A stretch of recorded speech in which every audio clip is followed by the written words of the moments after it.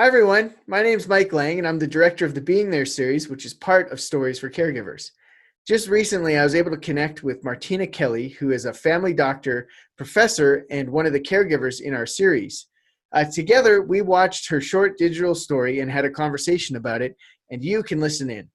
I hope that you find the story and the conversation helpful as caregivers in this unique time.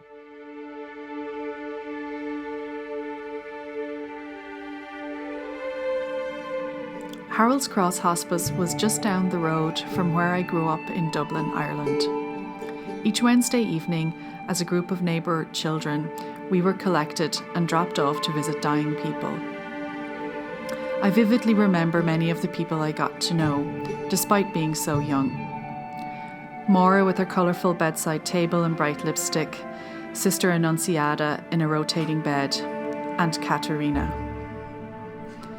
Katerina couldn't tell me where she was from because her town in Italy had been taken over so many times during the First and Second World War. I saw her as an incredible heroine who had lived through so much.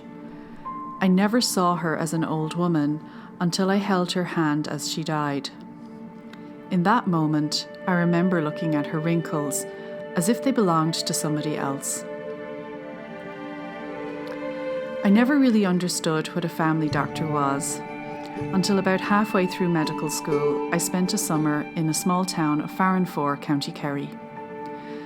Dr. Eamon Shanahan and I drove these muddy little tracks that seemed to go nowhere until somehow he'd make a turn and find a whitewashed farmhouse with the door open. We'd go in, sit down, have a cup of tea, and before I knew it, history, physical exam, treatment, all sorted. It felt so natural, more like visiting friends than being a doctor. That summer opened my eyes to what being a doctor really is.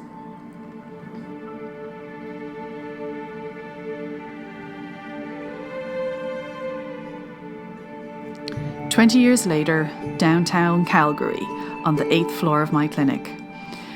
I'm just finishing a physical exam for an older woman. The exam was routine. I had examined her hands, her nails, her pulse, her mouth, her teeth, her neck, her heart, her lungs, her abdomen, reflexes and toes. As I got up to leave, she stopped me and said, "Doctor, thank you. I've not been touched in over 10 years. Before I knew what was happening, she drew me into her arms and I felt her tears on my cheek. I was taken by surprise and instinctively returned her embrace, wrapped my arms around her and held her as she sobbed. Something about that moment stayed with me, and as the days passed, I felt the need to get it off my chest. A few weeks later, I was chatting about it with a friend at a conference and another colleague overheard. He stopped me and said, 'You better keep your voice down. If other people hear that story, you'll be back on the boat.' My inner doctor told me, 'No, that hug was what your patient needed.' In that moment, we had exchanged something, and it felt like we understood each other.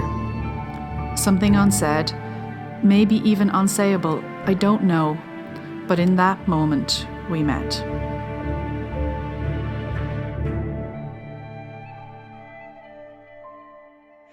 Wow, what a story, Martina. I think that topic of touch is so incredibly relevant right now. So, what was it like for you to watch the story with all that's happening in the world right now? What resonated with you as you were watching it today?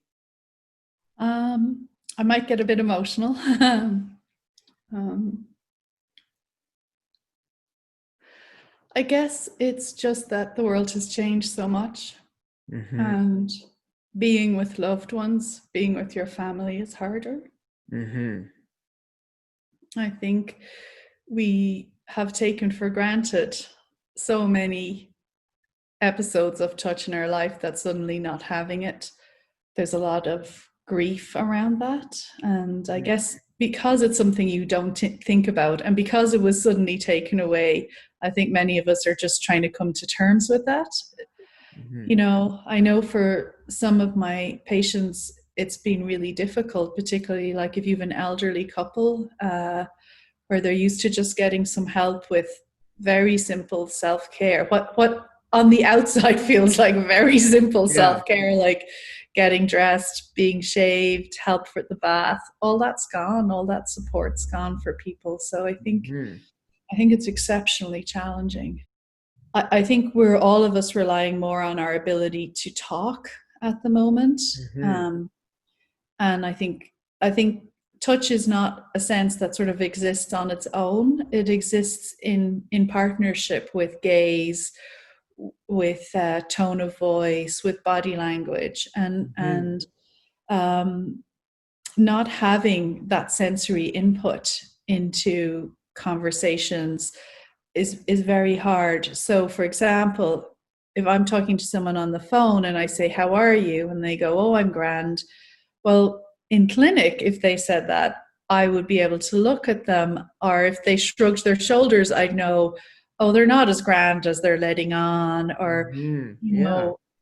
And so when you miss that, you have to listen harder. Like you talk about in the episode, there's so much that's communicated without voice, right? There's the way you look at someone. There's the hand on the shoulder. There's all sorts of different ways that you can communicate sort of care and compassion and empathy to someone apart from the words that you share with them. And I would say for a lot of people, the words are probably the most hollow part of that expression of compassion and empathy to others. And I can imagine for caregivers, really wanting to empathize and care for their loved ones, having a hard time with the words to do that. If you as a professional are also having a hard time with that, and you do this all day, every day, I can imagine for the caregivers out there, it's probably just as difficult. Based on your experience as a doctor, as a caregiver, professor, what advice do you have for the caregivers out there and the healthcare providers out there who are navigating this new touchless world? Um, I guess the first thing is it's okay to say it's not okay. Yeah. You Hmm. know, like it is hard and we're all struggling and there are no rules. And at the moment, the rules feel very strict, but we're human beings. And there may be a time where we need to compromise on rules. So, for example, hearing about patients that are very isolated, where you're trying to balance mental health with physical health and safety and things like that. And maybe how are we able to be there for each other? Well, maybe we may need to negotiate a bit around things. Hmm. I guess too, it's how we form connections with each other. And apart from touching, I guess memories, shared things that we love, shared things that we hate.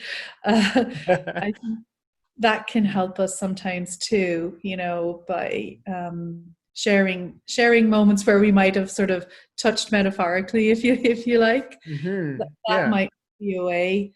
Um, Again, because I'm interested in literature and things like that. But sometimes reading together, I know that sounds maybe a bit daft, but reading together can be a way that we can share things, sitting beside a fire, even if it's just someone's house, but being silent together. I actually think that can be quite powerful. Mm.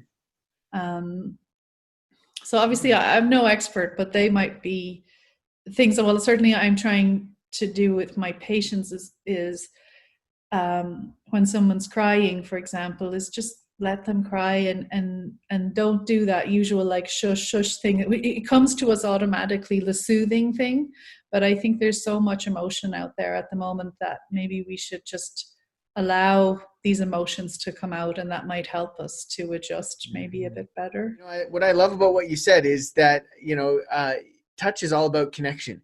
And there's lots of ways that we can build connections with each other, even though we can't touch physically during this time. And so thank you for doing that with your patients and families that you care for in your practice. And thank you for giving us some ideas about how we can do that